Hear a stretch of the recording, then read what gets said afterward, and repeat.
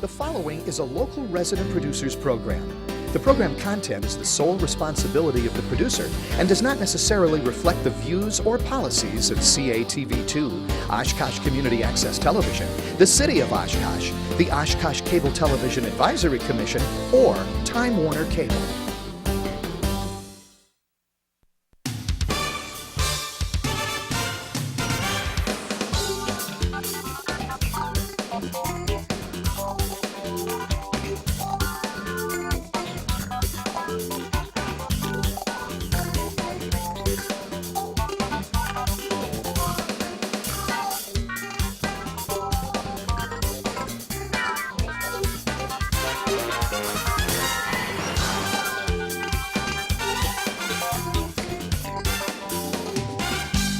Hi everyone, welcome to another edition of Eye on Oshkosh. Cheryl Hentz and Tony Palmeri here, and we're doing a little bit different show this evening. Normally we cover city and county politics and school board issues and things like that, but tonight we're going to be talking about racing.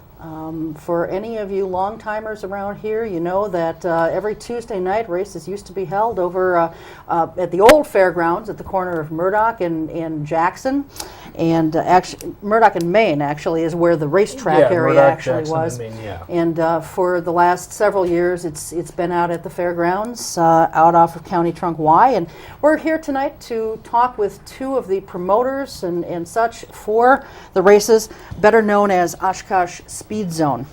To my left is Jeff Lemish and Dennis Payne, who some people might remember from county board days, or you know, you've done a lot of things in the community. Yes, You're a I have. website designer and what have you, but you guys are here tonight to talk about racing. So Absolutely. let's, you've got a, when does the season actually start? The season actually kicks underway May 4th. May 4th. Yes, Okay, and it's we're the taping Friday this night. on April 19th, so a couple weeks away Right. from when we're taping this. Let's talk a little bit about the history of the track, first of all. How old is it? Well, the track was actually, the county went and voted on approving the building of it in 1998. Okay. 1999 was the first year that the track opened in Oshkosh. I was part of the group that was the original promoter out there. Odyssey? Odyssey, Okay. correct, yes. And I had two other partners at that time. We had a great program out there. It was just too much at that time for us to swallow financially. And so we bailed out, unfortunately, 2.5 years into it. Then after we had left, Wisconsin Motorsports, which is from Beaver Dam, they own their own racetrack down there. So they saw this as an opportunity to help be a feeder to their track. So they ran it for 3 years, and then they realized instead of trying to have two successful tracks, they want to make one really good. And why not do the one that you own? So that's why they pulled out. I had talked to Rob Way. We have known about, I was connected with PowerCom. It's what it used to be called, a PowerCom Speedzone. Okay. And I was connected with those guys with Wisconsin Motorsports. I had found out that they were, going to be leaving. So I talked to Rob Way, and we put in a proposal and got the racetrack back.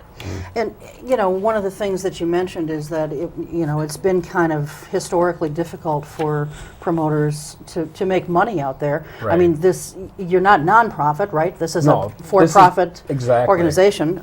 So, Yeah. so money's the name of the game here. Yeah. Someday it might be. So, but there was a huge lease payment under the original agreement, Right, right? And you right. don't have that kind of agreement right No. now. No, I think I could take that. Go Sure. ahead. Originally, when the county board approved building of the racetrack, there was going to be $1 surcharge on every ticket sold. So anybody who used the new facilities would be charged $1 extra. Okay. And had that plan stayed in effect, okay, everything would have worked fine. But somehow it went from $1 per paid admission to $1 for every seat that's available at the Speedzone, and the rent was $6,700 a night. And if you did the calculations back then, it was like 82% of the front gate that the county was taking. And That's steep. That's Yeah. real steep. the owner of WIR Racetrack told the Parks Committee at that time, because I was on the Parks Committee, told them at that time that if the county took more than 20% of the front gate, that they would be putting the promoters in a real bind, and a financial bind, and they were taking 82%. Okay. And so, what are you paying the county right now? Because I know when I spoke with Rob Way, Director of Parks and Recreation for the county, he said that, if I recall correctly, he said that there's not a lease payment per se right now. There's not a total lease, it's per event that Okay. we have. We pay $200 per event, Okay. and then we also pay for the utilities year round. Okay. Um, And then and then each year progressively, like this year, last year was 200, this year it's a 5% increase for adjustments for extra costs. So this year we pay $210.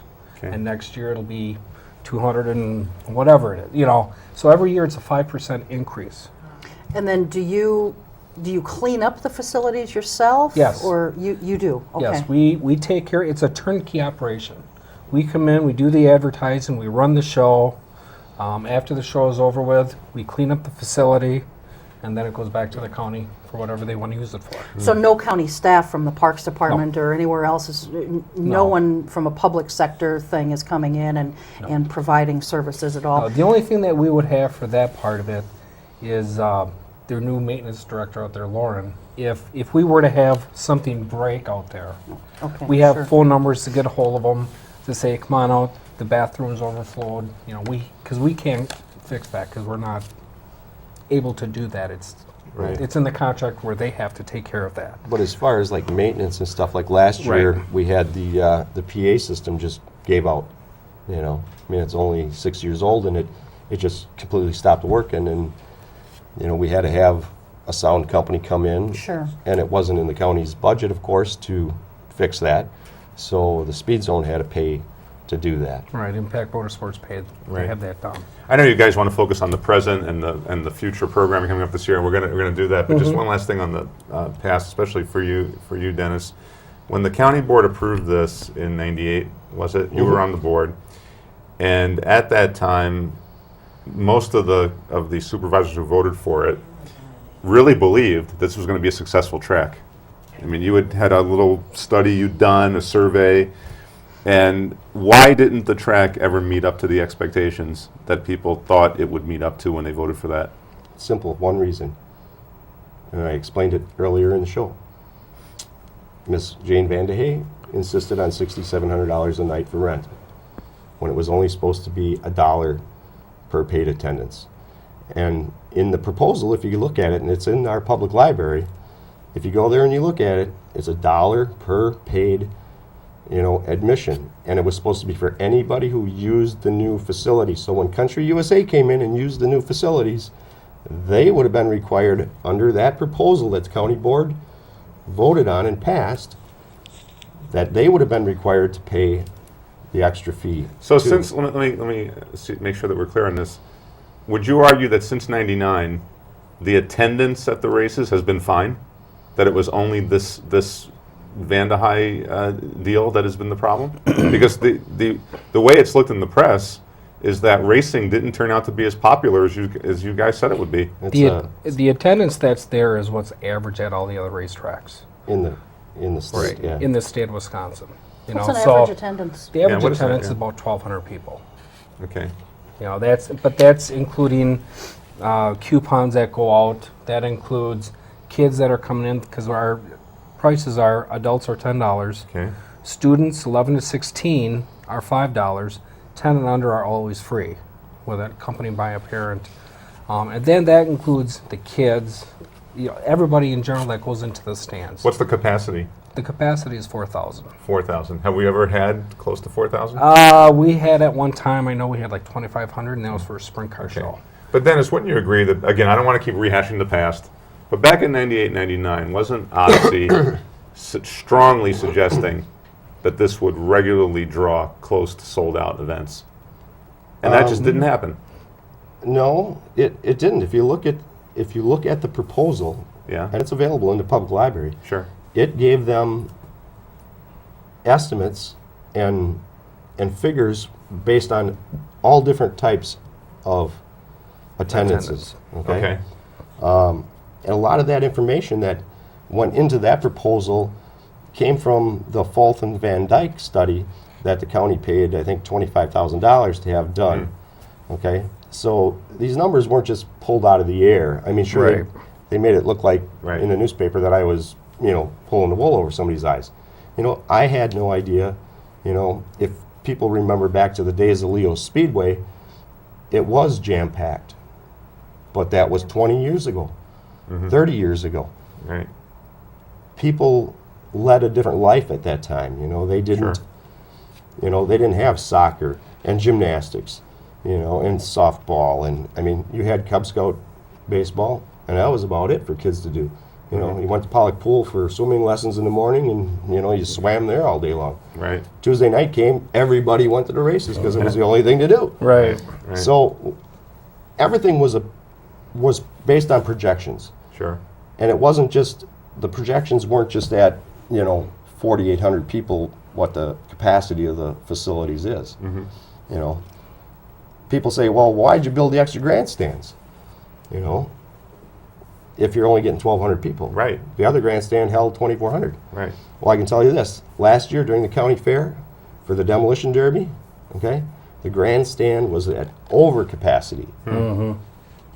It was completely full, and they were sitting in the aisles. The aisles were full. When you stood out in the Right. infield and looked up at the stands, you could not see aisleways going up. No, it was jam-packed. And, on to that part of it, if you look at all the improvements that were done out there, Sure. I mean, there was a water drainage problem that was going on out there. For the fair, there was issues with seating capacity during the demolition derbies, during their tractor events. So by us coming out there, not only improved the facility for the racing, but it improved the facility all the way around. Because there was huge water problems out there with water draining away. With us coming in out there, we had the pond put in, we had drainage put in, so all the water would Sewer. drain to Right. the pond, and then from there, and actually that's what we use to water the track. That's what so we're recycling the water. The water that comes off the track goes into drainage that goes back to The pond. the pond. Sure. So. Well, I kind of want to talk a little bit more about this Van Dyke thing. Not a lot, but so if that was the agreement, Dennis, how was she able then to hold Odyssey and Wisconsin Motorsports, whichever one this fell under, how was she able to hold their feet to the fire on a $6,700 lease payment? I don't. Being the county executive, okay, she has the exclusive rights to writing contracts for the county. So it was totally in her hands. But Am I correct on that, Jack? Right. but if it was You know, in black and white, okay. how was she able to do that? There was something Because that the was brought proposal up. was an estimate. It was all Right. based on estimates. Right. And plus, they were saying that the dollar per person that comes in was a tax. And they said that the county could not impose a tax on something like that. Okay. So that's where a number, they says, well, if you have X amount of people coming in, this is how much money would be generated. So instead of having, because there was a flat fee of $1,500 per night rent, that's in the proposal, $1,500 plus $1 per person that came through. And so that's how she came up with these numbers, using it to capacity. We had no idea what the attendance figures were. According to Fulton Van Dyke, with the study that they did with the demographics of the people in Oshkosh, the surrounding areas, they estimated it would be X amount of people that could possibly go to it using their numbers. And that's what we used on this proposal that we had taken to the county. Okay. Okay. Well, at the time, again in '98, and this is going to Right. be this is going to be the link to now the future. Right. You remember the citizens packed the county Yes. chamber. A lot of people spoke out for racing, right? And the county board voted for it. And one of the arguments was this is going to have a great economic impact on the county. So you guys obviously are going to tell us that there is a very good economic there impact is. on There the is. county. Absolutely. All right, how is it? Explain that to us. Well, on average, we have about 130 cars come and race at the speed zone every night, okay? So if you figure the average cost of a race car would be, what, 10 15, grand. 20 grand? You know, average between all the classes. Okay, now you got 120 or 130 cars every week that come out here and race, which they all, you know, they race. That's 130 oil changes every week that they're buying the supplies, gas for the trailers. I mean, to operate and run a race car is a lot of expense, and it touches many businesses from your paint stores to your parts dealers, you know, your lettering, sign shops that letter the cars Right. all up. You You have know, restaurants, you know, some guys come and stay overnight. You know, like with us out here on Friday, there's guys that run on Friday, run on Saturday, and run on Sunday. So they're on the road. So it's more economical for them to stay where they're at. And of course, when they're done racing or the next morning, they got to go to out someplace and get breakfast. You know, and that's not all people from from Winnebago County. There's over half the drivers that come from outside of Winnebago County, and they come in here and they spend their money on food, gasoline, parts. We have a local vendor out here that sells parts to the drivers, he's a new vendor for us out there this year, and so we're supporting him by bringing him in, and it's a new business for him. Sure. So, and that's just a small part of it. You know, there's other things that go along with it. Of course, I mean, these uniforms didn't just come out of the air. You know, we had Ours didn't either. right, exactly. You had to buy them from somebody, and hopefully you bought it from somebody local. We did. And same with us. You buy things from local people who are supporting you, and in turn you support them back. And that's another, like with our 50-50, I can get into that too. But Sure, yeah, we'll down the road. But there's a lot of impact that not only this, just like EAA, what kind of impact do they have? I mean, yeah, they have hotels. Don't get Tony started on No, don't get EAA. me going to the We don't want to go Sorry, there. man, let's go there. But to answer your question, Tony, I mean, I don't know, you may have read it on my website, fullofbaloney.com, but somebody was getting on me about it, and I sat there and made a list of all of the businesses in Oshkosh that benefit directly from the racetrack, because Aga Gas or Lundy Gas, all the welding. drivers are out there buying their welding equipment from them. They're buying tanks of nitrogen because they run nitrogen in their tires. in their tires instead of plain air. There's just so many, all the towing companies, we utilize them out there. It's, But you could see Pepsi, why a lot Miller. of but you could see Sure. why a lot of people were concerned that we were using public money Yep. for what is essentially a sport that not the majority of the population. Well, I don't know. Do you have a percentage of how many people in all are really honesty, follow it's- racing? It's really hard to say Right. because, the average attendance is 1,200. Right. But if we were to have all the one-timers that come out there, all the ones that, I have no doubt in my mind that those stands would be packed if they were to come at one time. on one night, but they, But Right. like you, I mean, I don't want to. Right. Have you been out there? There's a lot of people that don't even know that there's a racetrack out Oh, there. absolutely. And I find this just blows my mind, with everything that's happened in the past, with the Northwestern and everything. It blows my mind that people still don't know that there's that racing. there's a racetrack in Oshkosh. We were at Festival Foods on Saturday for our car show. There were workers in there that came out and says, "Well, where do these cars race?" Honest to God, where do these cars race? In Oshkosh here at the Sunview Expo Center. There's a racetrack there? These are guys that are working at Festival Foods. So how do you get the word out? And then they're like, yeah, I'll go, but Well, one way to do it is to come on the show. Exactly. And we're Right. glad that Exactly. you're here. And why don't we start talking about some of the events you got coming up? great, good idea. The first event you said is on May 4th, Yes, that's our opening night. and what is that going to be? We're having 4 classes that night, and we're having 30 live features where we have the modifieds. Modifieds are an open wheel type car. All right. They don't have to be push started like wing cars do, but it's an open wheeled car. It's a little bit more, they crash a little bit more. So it's Sure. kind of excitement that way. Then we have our Grand Nationals, which is more closer to what a NASCAR looks like, a NASCAR race car. And then we have our street stocks, which is take a mid-'80s Cutlass, Monte Carlo, things like that.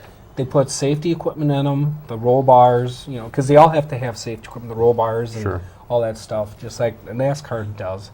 And so that's the third class, and then the fourth class is called the Dirt Devils. It's a 4-cylinder front-wheel drive class. Now this is the beginner's class. There's kids, I mean, my daughter drove 3 years ago and she was 15 years old. You have to be 14 years old to drive this particular class. And people don't realize that this is where younger people get involved in racing. With the kids club that are the Kids Kart Club. kids car club, that's it. Kids The Kart Club next door which to the is track. next door, they race on go-karts. And then there's a natural progression where they can go to the 4-cylinder class, get their feet wet, decide whether or not mom and dad want to foot the bill to go up further. And you know, and there's another thing, kids can learn marketing because you want to have sponsors on your car. So you have to figure out what you have to do to get these people to spend money on you to letter their cars. Jeff, what time does the show start on May 4th? 7 o'clock. And it goes until, Generally 10 o'clock, 10:30. okay, and people can get tickets at the gate? Yes, All tickets right. are at the gate. If people want to get them in advance, is there a way to do that? Generally not. Okay, get them at the gate. Right. We do have a 6-pack of tickets that they can buy. It's basically you're buying 5, you get an extra one free. So it's for 6 races, it's $50, and they make great gifts. They're available at the ticket window or at Ricochet's bar in Oshkosh Right. here. Okay, so Ricochet's Bar's Right, place. Okay. right. And the neat thing with these 6-packs versus getting a season pass, you know, if you were to get a season pass, it specifically states what day there can be used on. Okay, so for example, if we have a rain out the 3rd week into the season, you can't be redeemed for that. It's just gone. Even though when we give them a season pass, we give them a discounted rate for buying in advance. What's neat about this 6-pack is you buy the 6 races at a 5-race cost, and it's good for any regular Friday night race. So if it does rain out some night, Okay. you're not out anything. You can use them right. the next night. All right, so just so people are aware, when they get in and pay their admission fee, what kind of concessions are available at the track? Oh, we have everything. We have from fish plates to hot dogs to popcorn to ice cream bars. I mean, it's a full. All right. We still have the $1 hot dog for Yes. the kids. Oh, you do? You have- Yes, we have the dollar hot dog for the and the kids. $1 pop. And Okay. Yeah, our it's- Friday night fish Oh, is perch. perch, and it's awesome, and it's like $6.75. Yeah, Okay. it's We have it's just- people come out just for the perch Just for because the it is fish that fry. good. Yeah, we've had people Okay. come to the ticket window and say, "We just want to order some perch," Okay. and then they order the perch, and we make it, and they go away. Well, this is Wisconsin, and it is Friday. Yeah, night, so- absolutely. You know, and we felt that was kind of a neat little niche for us Sure. to have our Friday night perch, and it's been going over very well. All right, good. Let's talk about the track itself for a Okay. little bit. It's a 1/3 of a mile, Yes, right? And Dirt it's on- dirt, Yes, it's actually clay. clay. It's better known as, I don't want to say red clay, Dennis. Is Yeah, that it's red red clay? clay. It's like molding clay. I mean, you can, believe it or not, you can mold things out of it, and drivers have done that. Sure. But it's a 1/3 mile on the inside, a 1/2 mile on the outside. So it's a very wide track, which leads to a lot of side-by-side racing. There's, on any given race, you're going to see cars 3 and 4 cars wide, which means they're exciting to see these cars going around sideways through a corner. I mean, on asphalt, I'm not downing asphalt because I like asphalt also. But asphalt is just you don't see a lot of 2 and 3 and 4 wide. You know, with dirt track racing, you see guys going sideways around the corner, 3, 4 cars wide. I'm getting carried away here. It's just, the racetrack enthuses me. I mean, I get very excited about it. That's great. So it sounds like there's more excitement than Yeah. on a dirt or a clay track as opposed to concrete or whatever. I don't want to say that because then you're going to get some people that only focus on Right. pavement, It's a dirt For you, track. it's more exciting though, right? Yeah, exactly. Exactly. All right. There's, all kinds of talk everywhere you go these days about ADA requirements, handicap accessibility. That is handicap accessible out there? Absolutely. We have a ramp that goes right up to the grandstands, come right off the ground floor coming up, and it goes. We have accessibility right on the front row for handicap, where they can sit with a family member. So it's not that they're isolated; they're sitting with them with the family members. Okay. So it is accessible. All right, and let's talk a little bit about the activities for kids. You sort of alluded to that a little bit before, and I know in talking with Rob Way, he's been pretty impressed with what you guys have been doing out there. That's great. This will be entering your second year, season, yeah. right? How did your first season go financially? Well, we had a lot of expenses that we came up with when you start a business. I mean, there's always startup costs. Sure. We had to, buy uniforms for everybody. We had to buy radios for all our track workers and security and there's a lot of out of pocket expenses that. Out of your profits, Yeah. or Yeah. what you hope to be profits, there's... And so therefore, when that happens, which we understand that, you're not going to have the big windfall of Sure. profit at the end of the year. But now where all that stuff is bought and ready, we now have, we're hoping, I'm sure we will. I'm very optimistic about that. Yeah. And oh, you got that. You Yeah. got that little drift. Noon optimists, they're a great club. Right, right. But there's a lot of things. First, you went really well, I believe. With all the upfront costs, the PA system, like Dennis had noted for earlier, that during the season it went out, so we paid for that. Our walk-in cooler that we have out there, the compressor on that went out, so we ended up putting money into a walk-in cooler. That all comes out of the bottom line. Mm-hmm. And if, in a perfect world, if everything goes perfect, it's going to be great. Sure. Sure. And we know that there's bumps and lumps along the road, but it's just one of the things you're doing. I mean, it's a chance that we're all taking when you go into business. Sure. Well, Rob was very complimentary to you guys, especially for getting the kids so involved. He said that's one thing that past promoters hadn't done is reach Right. out to the youth. So let's talk about some of these things. And by the way, you had mentioned before about if the folks want to pony up the money for their kids to get involved in this, what does something like this cost for a 13 or a 14-year-old to get involved with? Okay, for like the 4-cylinder class that we had, I had a Ford Probe that my daughter and son drove. They took turns driving it. Of course, you have the expense of buying the car. It depends what you want to spend. But I had total probably invested of like $3,000 Okay. into that, into a 4-cylinder car. The major expense is the safety equipment, the helmet, the fire suit. People don't think of that little stuff. neck brace. The neck brace. And then you have to have a vehicle to pull it to the track, and you have to have something to carry the car on, which is a trailer.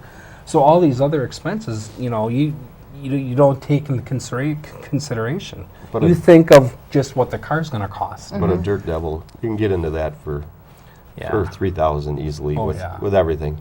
We've had kids come and they're pulling it in with, on a tow bar behind Dad's Yeah. Suburban. We've had that.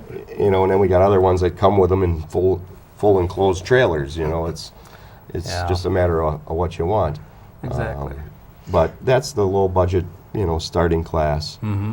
And this year we've picked up a number of additional drivers in that division that we know of so far, including another girl. So we'll have 2 girls in that division out there competing with the boys. And should have seen last year when, what's her name? Lauren's daughter?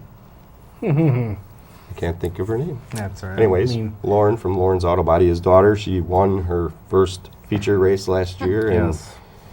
you never seen somebody so happy and so excited The that she stands went just out there went wild. and beat the boys, Wow. And the guys have to live that down. You got beat by a girl. Come on now. Well, those boys probably weren't too impressed, I'm sure. Okay, so the girls' garage, what is that all about? Okay. Go ahead. The girls' garage is, last time Jeff ran the track, we had what we called the hospitality team. And so this time we decided to call it the girls' garage. And basically it's a group of girls, they volunteer to work at the track, and they run the kids club. They do things like the Festival Foods Crunch of the Night. When there's an accident on the track, the girls grab big buckets full of Nestle's little crunch bars that Festival Foods donates, and they go down through the stands and throw them up into there. They do the stuff in intermission. They're doing the the 3-person slingshot, shooting T-shirts into the stands. But they run the kids club. The kids come in, they register, they get, it's $5 to register, they get a T-shirt, they get a membership card. Every week when they come with their little membership card, they sign in, they get special drawings. We hold drawings for them that every night that they get to ride in the pace car. We have a junior flag stand where they can go up into the flag stand. There's a set of real flags that the flag man has up there, and they can mimic the flag man and like they're flagging the race. And one thing neat about that is we require the parents to go with them. Okay. So it's not only just the kids up there, because you may have some kids that are shy. Sure. And if mom and dad go up there, or one of the two, I mean, not only that, but it gets them closer to the races. Mom and dad like that because they are closer to the races. The kids are excited because they're up, up in the stand, and they're maybe 10 feet away from the flag man. They see what he's doing. He puts out the green flag. They put out the green flag. They put out the I mean, it's a lot of fun with the kids, and it's exciting. Yeah. And last year, the Janelle that runs the Girls Garage, I mean, she just did a super job. She talked to a lot of local businesses that were very generous. I think she gave away like 30 bicycles last year, and little TVs and little DVD players, and she every week she has candy for the kids. It's they really love the kids club, and I think she had over 230 members last year. Okay. Wow. Do you have race car drivers coming in that do this professionally, that they're racing all over the country or all over the Midwestern region? I mean, who is racing at the track? A lot of the racers at the track are, I don't want to say are hobbyists. Okay. Because for the hobby that they have, it's an expensive hobby. I'll But we bet, all have expensive hobbies. Sure. We do have some guys that come in that run with the IRA Outlaw sprint cars. I don't know if you know what a sprint car is. Like the World of Outlaws. Okay. They have the real big wing. Here I am on German. Yeah. Real big wings on top of their cars. All right. And a lot of these guys will run for their job during the summer. So they'll come, and we have them twice this year. We have them June 6th and September 21st. And them guys run for their livelihood. The other guys that run, it's more of a hobby for them. But they consider it more It's like being on a softball team or something. Yeah. These guys are very much into it. There's a gentleman who's been driving modifieds for over 20 years. And we have started a new division this year. It's not a new division for Wisconsin, but it is for us. It's the fast track late models. And it's a great class. It's fast, it's sleek, it's low to the ground. I mean, it's just really cool. What does the typical race car driver do as a day job? Like, this is their hobby, right? Yeah. Are these guys like blue-collar workers? Sure. Some guys are construction company workers. Some guys are factory workers. Some guys own their own construction company and race on the side. Sure. Some are salesmen. I used to work with a guy at a newspaper that he sold advertising and was pretty good at it, but he would not miss a race night ever.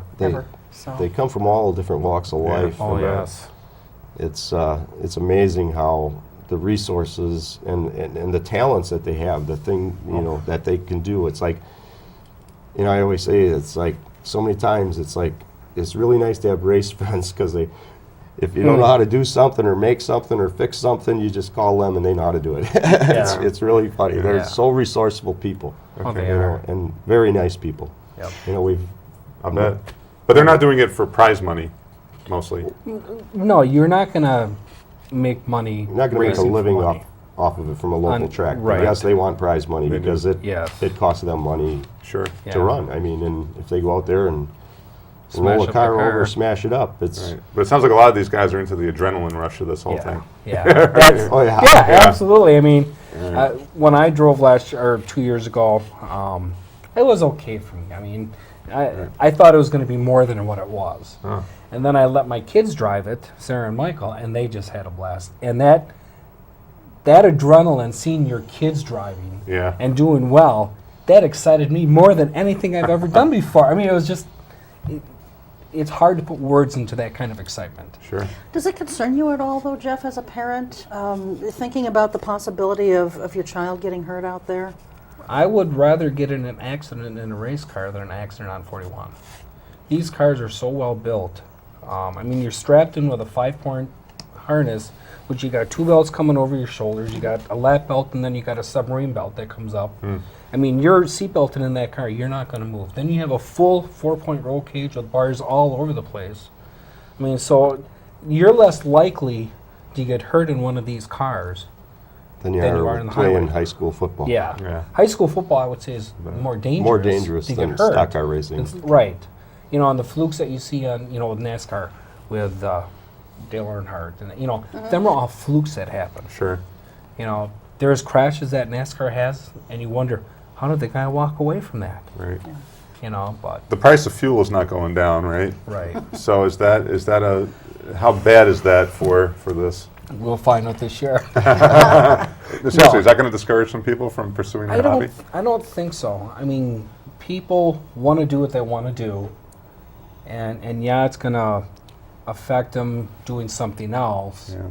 But like all the racers, they know it's going to cost money for fuel. They know it's Sure. going to cost money to get their vehicle to the track, whether they're coming from Oshkosh, Green Bay, Milwaukee, wherever. I mean, they know it's going to take something to get there, but they're committed enough to know that.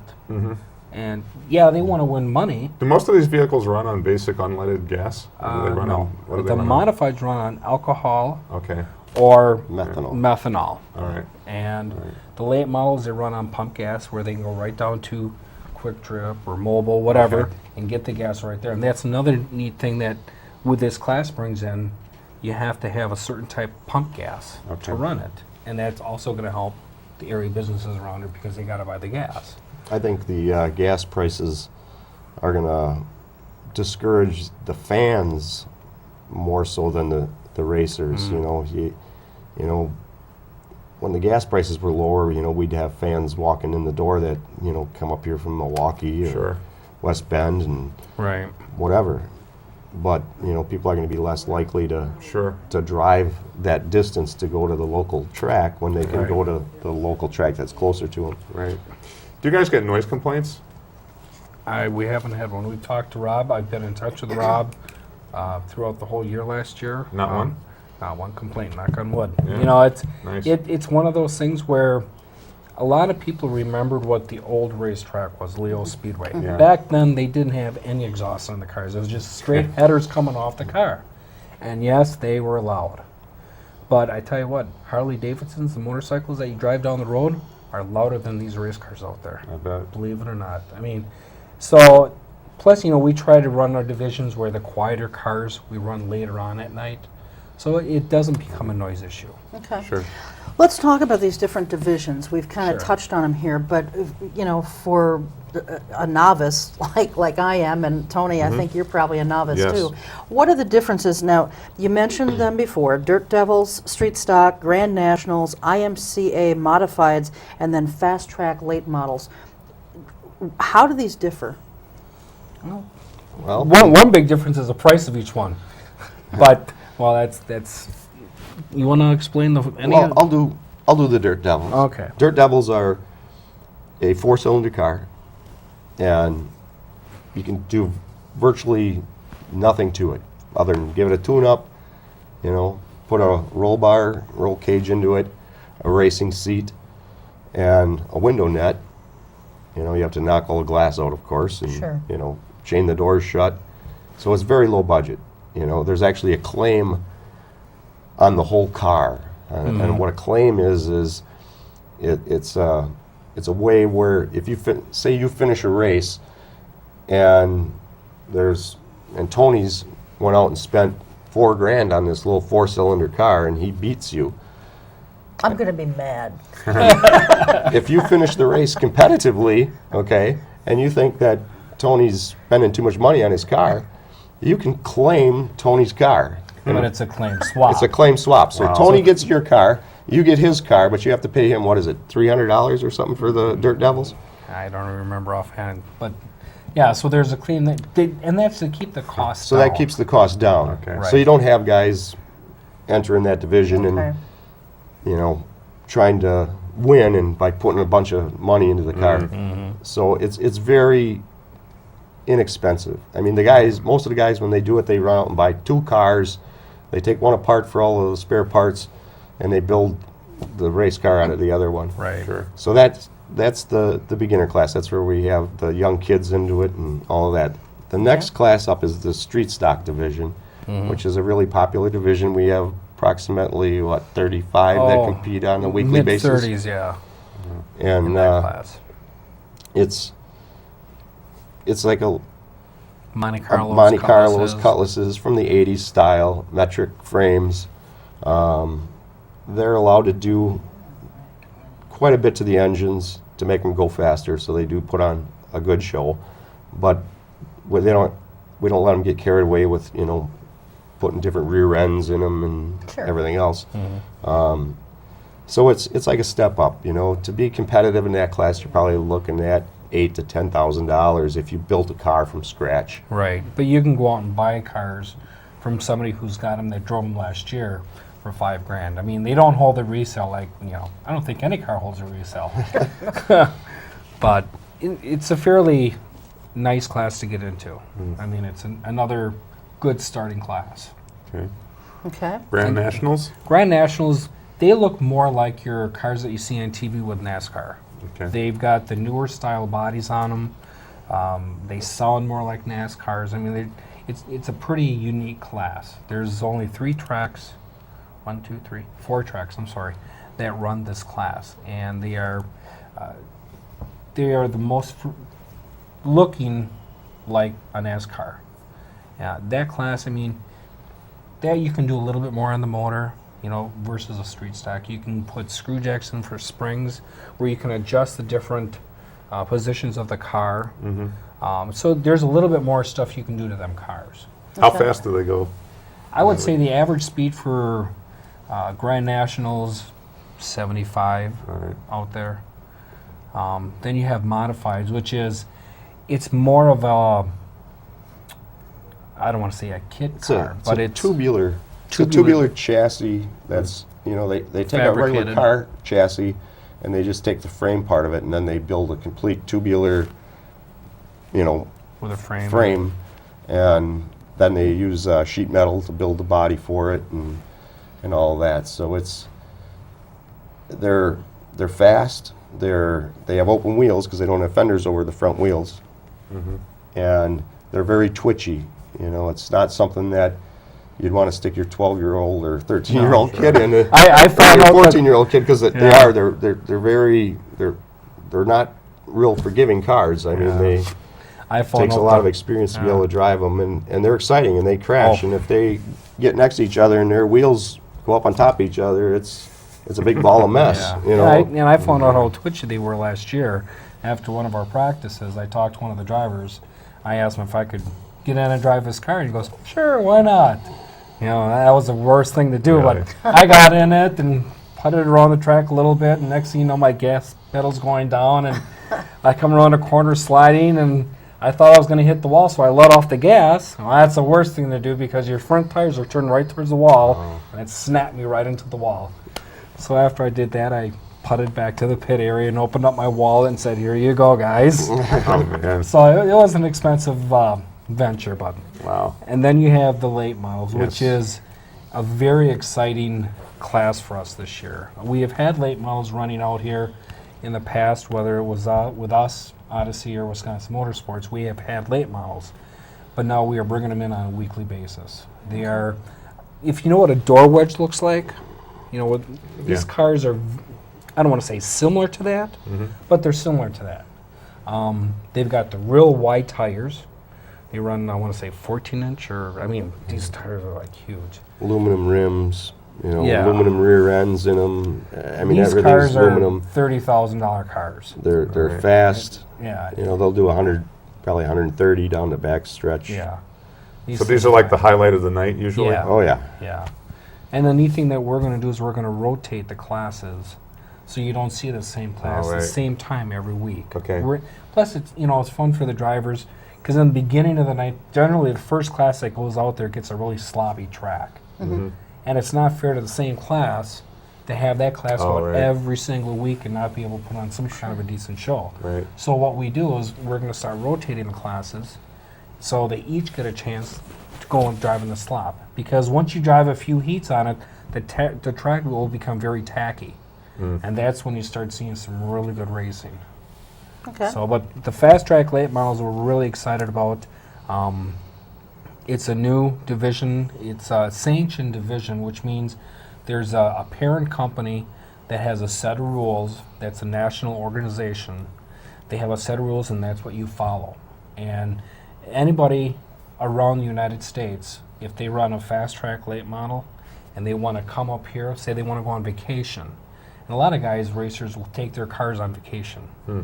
And they'll find out where all the tracks are that they can race at, and they'll vacation in those spots. So if they find out it's a fast track and that's what they have, they can come here. So we may get guys we've had guys from Missouri and Iowa, up here racing because they went on vacation. We, like the IMCA modifieds. It's IMCA style. We're not sanctioned, but we will run their rules. But fast track late models, we are sanctioned. So these guys are running for a $10,000 points fund for at the end of the year, plus a national points fund in excess of $350,000. It's unbelievable. Stan, who is the promoter or the owner of Fast Track, has gone out and really peddled and gotten money. He's gotten contingencies, parts. He's got and it's a neat up and coming class. Okay. So that opening night is the Friday, May 4th, and then it's Tuesdays from No, there? it stays on Friday. It's going to be Fridays, every Right. Friday. Yep. Are there any, Dennis, any particular of those Friday evenings that you want to highlight for us? Well, we do have, if you like fireworks, July 6th. July 6th, we're going to have fireworks. Yep. And also on August 17th, August 17th. which is our Central State Fireworks Fan Appreciation Night. And that is where Central State Fireworks comes in and actually puts on a display. And they send out little invitations to people that they want to get to help them promote themselves. I know Oshkosh was there last year for the fireworks. And but it's different organizations that they invite. And we give them permission to do that because, first of all, it gets them in to see the show. Right. They're going to buy concessions, so we enjoy that. Plus, they get to see Central State Fireworks put on their display. And last year was just phenomenal. It was like a $30,000 show last year. It was unbelievable. Right. It was worth the price of the ticket to come out just to watch the fireworks show. Really? And it was unbelievable. I bet.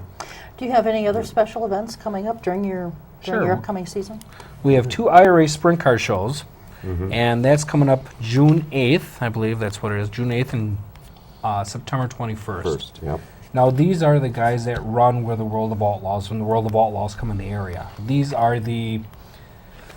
World of Outlaw is considered like the NASCAR type, and the IRA Outlaws are considered like the Busch type when you look at NASCAR. But these guys actually will run and be competitive with the World of Outlaw drivers.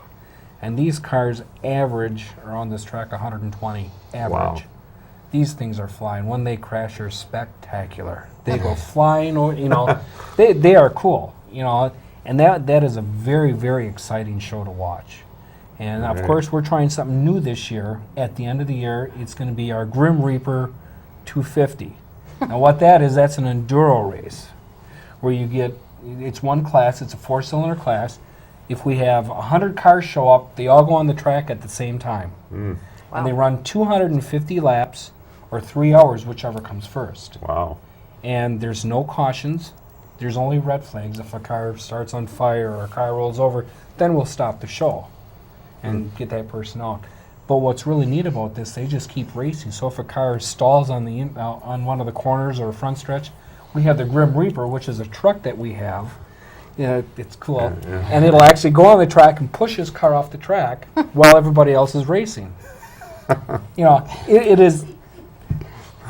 It gets exciting to talk. I mean, you guys. It's going to be in October, so Right, we have October this, 20th. we have this Halloween theme, and Right. we're helping the guys, and we're encouraging the guys to decorate their cars for Halloween and stuff. Yeah. And Plus, we're going to have trick or treating for the kids in the afternoon, early in the afternoon, where they can go into the pit area, go to the drivers, say trick or treat, wear costumes, and we're going to encourage the drivers to bring a bunch of candy to give to the kids. I mean, it's getting the kids involved.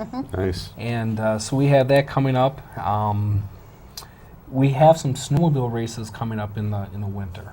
We don't have dates set for that yet, but we have snowcross coming up, which is really exciting. We had them this year, and of course, it landed on the coldest weekend in decades. Of course. Yeah, but and that's why we were supposed to have a practice this Saturday, but we still have snow and ice on the front stretch. Even though it's been very beautiful out, you know, people don't realize that that doesn't melt very easily. Sure. yeah, the roof from the grandstands, you know, Blocks the sun. blocks the probably. sun Okay. there, and it's just, yeah. But yeah, that Grim Reaper Enduro is going to be fun. It's the first time we've ever tried it, and Right.